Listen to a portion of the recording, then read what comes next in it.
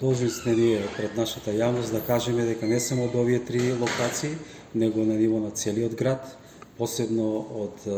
населба Зеленрид, од населба Карпош исто така,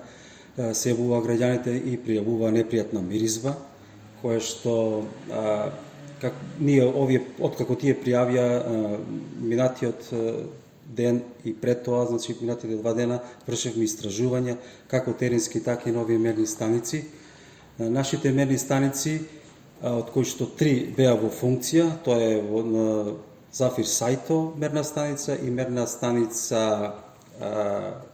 Наце Буѓони, покажа зголемување на јаглерод моноксид и тоа од 60 до 70 милиграми на метар квадратен, и кубен се извинувам, и јаглерод диоксид, азот диоксид покажува околу 170, а нормално е 140. Значи покажа додека ова што е во центар кај Занечиски дом не покажа загадување. Симптоматично е тоа што исто така ние не можевме да лоцираме од кај доаѓа тоа, затоа што конкретна локација нема, затоа се обративме до нашите сограѓани кои што ни се јавуваа. Исто ваква ситуација имавме пред 3 години, кога исто така нашите сограѓани реагираа и потоа се јавија дека една наша соседна држава има инсталација која што произведува сега, дали е тоа вар или произведува некакви полимерни производи, се шири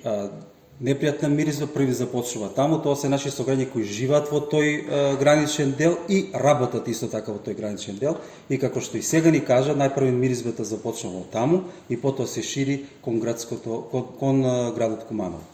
Ние мислевме први најсериозно да не е тоа пожар што предизвика од Тетово, но може би и тоа, не знам, не можам да тврдам, но симптоматично е што исто вакво значи се случи и тогаш ние реагиравме до Државниот инспекторат за животна средина, бидејќи се тие надлежни за прекогранично загадување, тогаш тие интервенира кај соодветните инспекцијски служби во соседна држава и тогаш тој проблем беше решен. Исто така ќе постапивме и во овој случај. Така, веќе реагирано ли од страна на инспекторатот? Не сум информиран.